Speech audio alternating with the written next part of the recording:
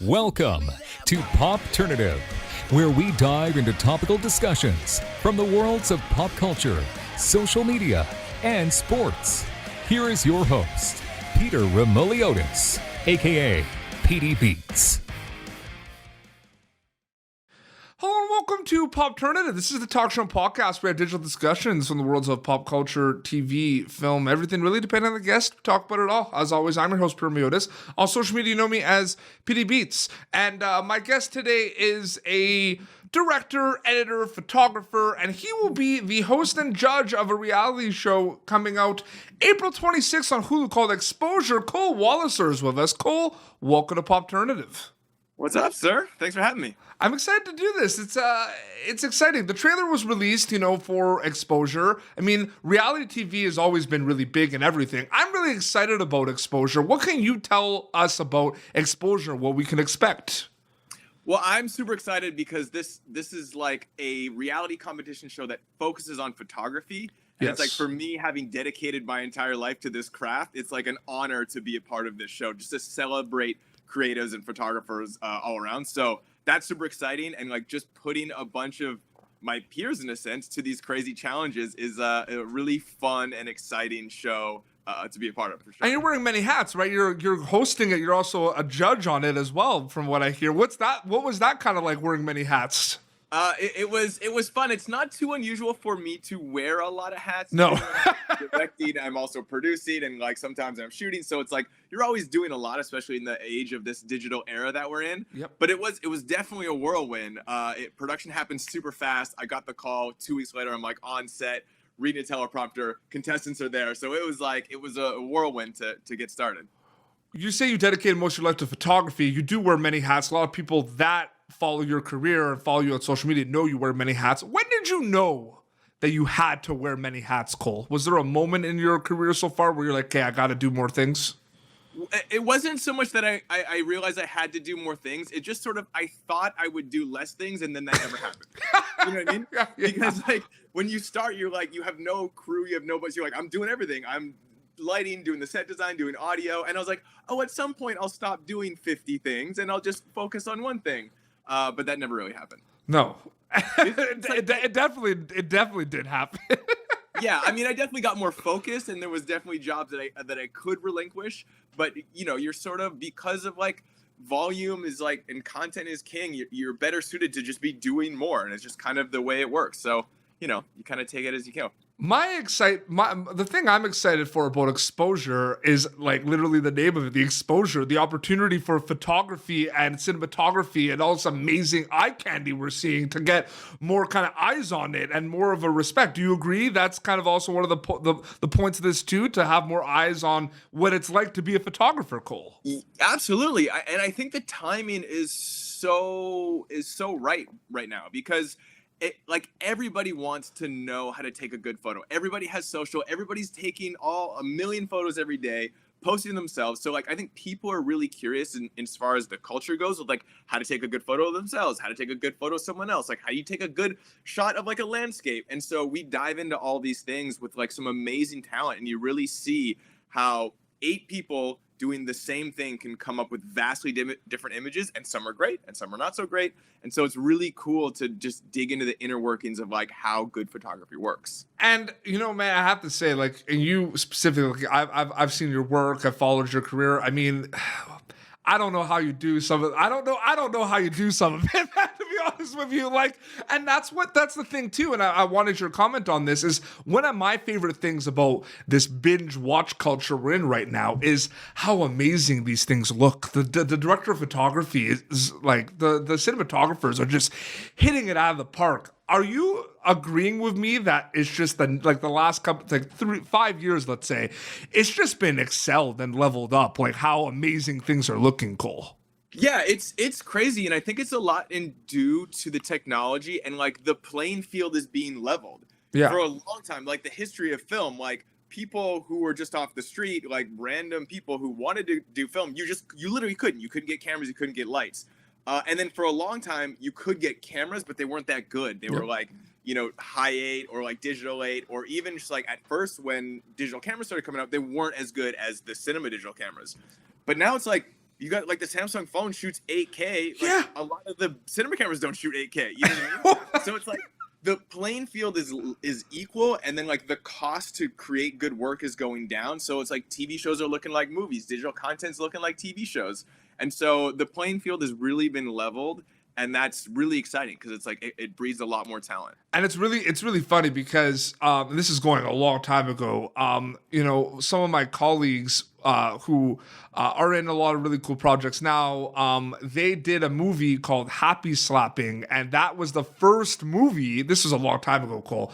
The first movie filmed on an iPhone. Oh wow, okay. Like, it was like a big deal, right? Because it was like there wasn't 8K, it wasn't 4K, 8K, right? But it was, it was the first thing on an iPhone. So, does it blow your mind also the evolution and the growth of all the technology as well? And what have you kind of noticed trend-wise in terms of, certain things that you're doing right now that you didn't do 5-10 years ago because of technology?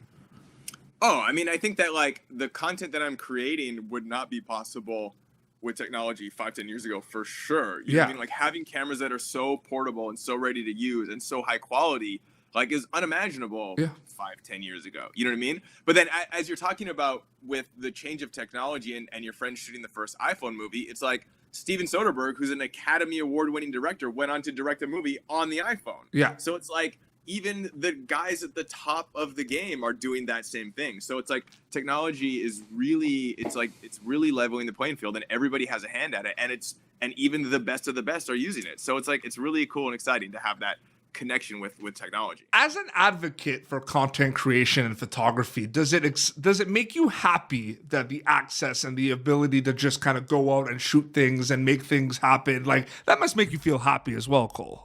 Super happy. I mean, it's like, I love the ability myself, but I also love it when like sort of non-photographers like go out to try to take a good photo, and they're like, oh, I was here, and I like look at these photos, and like they're trying to understand how to do photography better and getting excited about them themselves. And that's super like exciting and inspiring to me, just to see people like love photography the same way that I do. More people are doing that now because the phones and cameras are so good and so accessible. Absolutely. So you knew this was coming. You've done a lot of really cool things, but a lot of people know about the GlamBOT. You knew it was coming. You know what I mean? Of course, yeah. What can you tell us? Because I'm sure you ask this all the time, but like, I just want to know, just in case my viewers don't know, what can you tell us about the origin of the GlamBOT? Like, what can you tell us about that? Well, so the entire camera system, it's actually two parts. It's this motion control arm called a Cinebolt, and then this camera called the Phantom camera. They're two separate pieces of equipment that do their own things. Yes. But they come together often, but not to do red carpet, but to do food tabletop stuff. So when you see a taco like breaking in slow motion and the camera's like whipping around, that's what this whole system was used for. Somebody at E had the idea like, oh, maybe it would be cool to shoot talent with that same technology. They built a rig, they did a bunch of tests, they're like, oh, this is super cool. And then they needed a director. They needed a director to come and direct talent. And that's when they found me. So yeah, its origins are in like tabletop food commercials. And now we're using it on the red carpet. It's amazing. And like, you just put GlamBOT on YouTube and it's just like flooded with like things. Like, what do you think about that? Like, it's the GlamBOT's never going away, Cole. Oh, no, it's definitely not. I mean, for a while we were kind of like, oh, we're going to be back, but it's turned into such this huge thing, which is amazing. And like, again, we're talking about like volume of content. We do such high volume. I mean, pandemic pending, when we're actually on the red carpet shooting, at the Oscars, I'll shoot 60, 70 GlamBOTs of like A-list celebrities. So there's like endless content. Like, I have so much stuff that I haven't cut together because it's like, we do 4 or 5 events a year, 60, 70 people each time. We're doing 300-400 GlamBOTs a year. Like, there's tons that I've never even put out there yet. So there's an endless like pool. And I'm sure it's like a chain reaction too, where you do some you do like, you've seen like you've had some amazing people in the GlamBOT, and then it's like someone finds out, like maybe you're about to wrap up, and it's like, oh, I want to do it too, and like more people come. Like, I'm sure that happened a lot. Oh, always. I mean, especially the Oscars are pretty tight on like schedule. They're like, no, you're shut down. So like we have a hard out, but then, I mean, we can't. Yeah, people have definitely snuck in at the end, and we're always trying to get as many people in as we can, for sure. 2-part question about exposure. The obvious answer to this question is you hope they enjoy it, you hope they watch the show, and they recommend it to family and friends. But I want to know, from the photographer point of view and the viewer point of view. Like the viewer that's just watching it, that's not really doing like photography. What are you hoping the viewer gets out of it, and what are you hoping the photographer gets out of watching exposure, Cole? So I hope to bridge the gap in between those two as much as I can, because you're right. The vast majority are going to be viewers that aren't photographers, but I can almost guarantee you that the week that they're watching the show, prior to that, they picked up their phone to take a good picture. You know what I mean? Yep. And so I think that this is inherently a part of our culture now. And so what I would love to do is for the viewer is to sort of demystify the skill it takes to take a good photo. I think a lot of people think it's this huge mystery, but if it's really like a technical thing where you learn about a couple things, you use those things to take a better photo. So I want to have viewers understand that a little better. And then for photographers, I just want them to be inspired to shoot better work and to do more work and to get out there and really stay active and just progress in their careers. So I think it's like kind of the same goal for both, but just at different levels. Because I think, like I said, inherently, a part of our culture today is to take good photos, be it on social or whatever. So it's like, I just want more people doing that and being excited about photography. Absolutely. You've done tons of amazing body of work, but a lot of different things too, where, it's, but one thing that you've done that I think flies under the radar a little bit, Cole, in terms of what it is, there's music videos and everything. You have directed live concert videos. I have, yes. And yes. Why do you think, though, like they're around, people watch them, but I feel like they don't get talked about as much as like the music video or like the film documentary. But like, do you agree with me a little bit on that? I 100% agree with you. And I think there's a reason, and there's an amazing aspect of that reason, and there's kind of the bummer aspect, which is that they don't get talked about as much. I think the reason why they don't get talked about it much is because you cannot experience those videos in the way that they were intended. They're intended to play on a 60-foot screen in front of 20,000 people, right? So it's like when you just take that content out of that context and you watch it on home or on YouTube, like it's a cool video, but it doesn't have the dynamic, because a lot of the time stuff that's happening on screen is also happening on stage and is combined with the live music and the people screaming. So that's where I think that's the reason why I think they don't get as much shine. But the benefit is, like, when you're in that environment and you're in the audience and you're watching this giant thing that you created, it's like the most surreal experience ever. It's like when I directed the opening video for Pink's Funhouse tour, like the first thing people would see and hear would be my video. So it's like before Pink comes out, this video plays that I shot and directed, and then people just go nuts and like they're cheering for her, but I'm like, oh, they're cheering for my content too. You know what I mean? Yeah. But it's just, that's such an experience that you can't replicate anywhere else. And so I think that it's hard to talk about the work when you can, you're limited in the experience of like how you can access it. So you understand where I'm coming from, though. Oh yeah. Because like I have to tell you, like going back, like Queen live in Montreal is like one of my favorite things. Like I always go back and watch that. You know what I mean? Because and I always go watch them. And I remember, like that like Jonas Brothers had their live thing. That was like a big deal when it came out. But I just feel like they get left out a little bit. You know what I mean? So I'm glad you understand where I was coming from with that. Oh, definitely. which is crazy. Getting back to the GlamBOT quickly, can you do a rapid fire? Is there like a cool story about someone on the GlamBOT that you can kind of tell us about that very quickly? A cool story. Well, it's always cool when people are very aware of what the GlamBOT is and come prepared.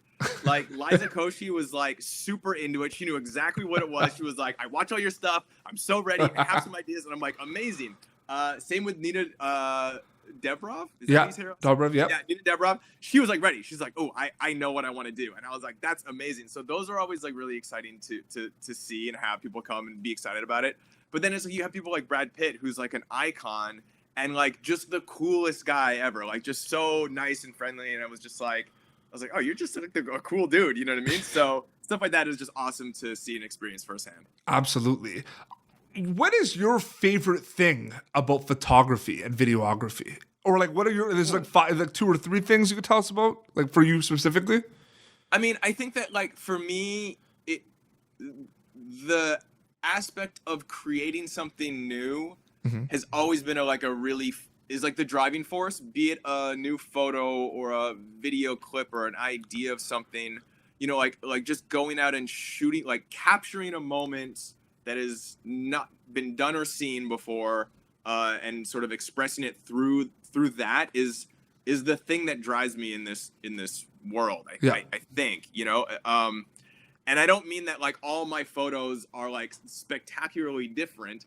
I'm in New York right now, and I was literally outside filming like the steam puffs coming out of like the sewers, and all I mean is like, you know, the angle that I'm at, it's like something new, you know what I mean? Like it's just something that I've never created in that exact moment. Like every photo you take is a unique thing that only exists in that moment, and so you're always creating these new things, and I think that is, whether they're good or bad, that's the driving force, is to just create this new stuff. And in my line of work, I've worked with a lot of photographers, and it blows my mind how quick some of them edit their photos. And it's not just kind of a little edit, like, you know what I mean? Yeah. Like it blows my mind.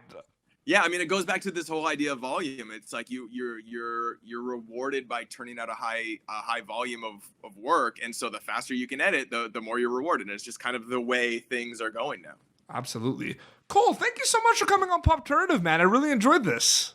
Of course. Thank you for having me. This is an awesome conversation. Yeah, absolutely. So April 26th on Hulu, Exposure. They're going to be able to check that out. Where can they follow you on social media to keep up to date with all your content? My name, basically, at Cole Walliser, is me everywhere. Absolutely. That's great, right? Where they could it's just like consistent for well, right? Yeah, all throughout. I mean, Walliser is a little tricky, Walliser, and you're good to go. Amazing. Well, this has been Popternative, youtube.com/Popternative. For previous episodes, be sure to catch Cole Walliser in Exposure, April 26th on Hulu. Until next time, this is Cole Walliser and PD Beats signing off. Thank you for tuning in to Popternative.